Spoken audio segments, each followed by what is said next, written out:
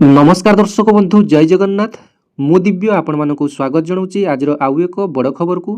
दर्शक बंधु ओडिशा तथा देशर लक्ष लक्ष बेसरकारी ईपीएफओ खाताधारी मानक पई एवं ईपीएफओ पेंशनधारी मानक पई आसिला आउ एक बड़ अपडेट।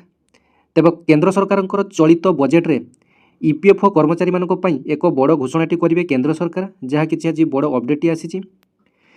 तेबे ईपीएफओ कर्मचारी मानकर अवसरकालीन सर्वनिम्न पेंशन को नहीं यही खुशीर खबरटी आसापी जाऊँगी।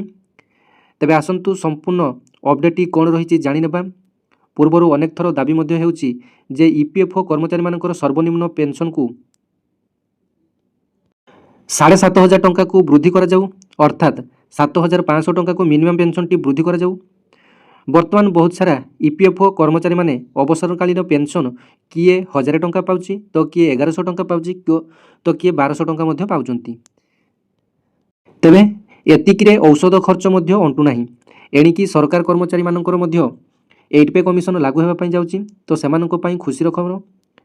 तेबे सरकार एवं सरकारी चाकरी मानक पई खुशीर खबर, किंतु जो बेसरकारी अनुष्ठान रे बा बेसरकारी संस्था रे काम करथुवा ईपीएफओ लक्ष लक्ष ईपीएफओ कर्मचारी माने सेमानकर भविष्यत कथा सरकार चिंता करि नाहंती।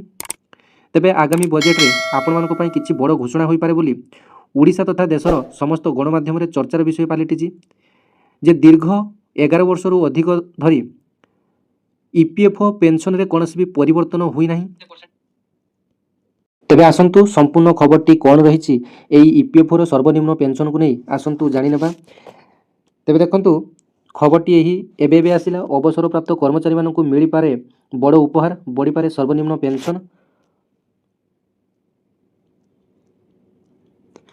तेबे सरकार एबे सर्वनिम्न पेंशन वृद्धि पाई दीर्घ दिन धरी लगी रही दाबी उपरे गंभीरतार सहित विचार करुचंती। सूत्र अनुसार कर्मचारी भविष्यत पांठी संगठन ईपीएफओ सहित जड़ित पेंशनभोगी मानक पई यह एक बड़ घोषणा बजेट रे किंबा तापरे करा जाय पारे।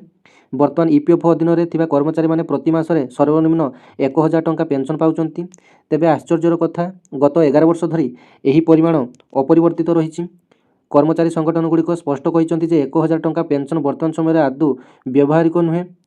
तेबे श्रमिक संगठन गुड़िकर दाबी रही जे जनवरी 6 तारिख रे भारतर श्रमिक संगठन बीएमएस रो एक प्रतिनिधि दल एही प्रसंग को नहीं केंद्र श्रम और नियुक्ति मंत्री को भेटिथिले एवं बैठक में सर्वनिम्न पेंशन वृद्धि करने पई दाबी जोरदार मध्य करा जायथिला।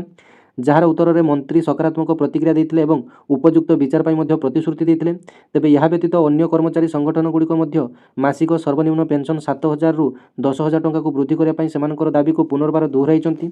तेबे एथिपाई सुप्रीमकोर्ट एक मामला मध्य चली प्रसंग में केवल सरकार पाखे सीमित नुहे सर्वनिम्न पेंशन प्रसंग बर्तमान सुप्रीमकोर्ट यह विचाराधीन रही। तेबे सरकार खूब शीघ्र ए संपर्क में दृढ़ निष्पत्ति नहीं पारती बोली सूचना मिली।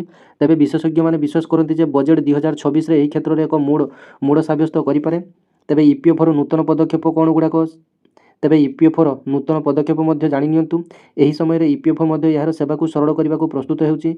संगठन सदस्य माननकु पेंशन पीएफ दाबी अकाउंट लिंकिंग एवं अन्य प्रक्रिया रे सहायता करिया पई सहयोग सहायक नियोजित करिया पई जाउची एवं ईपीएफओ 3.0 नाम रे एक ऐप मध्य आसी जो थे कि आपण मैंने एणिकी ईपीएफओ टंका एटीएम रो आपण माने सीधा सड़क भाव में आपण मैंने उठे पारे।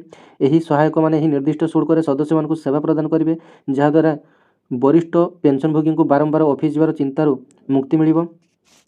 तेबे वर्तमान समय रे आपण माने घरे बसी निजर पीएफ टंकाटी को उठे पारे, जहाँ कि आपण माने ईपीएफ टंका आणिकी आपण माने एटीएम रो उठे पारे एवं फोन पे भली एवं गूगल पे भली आपण माने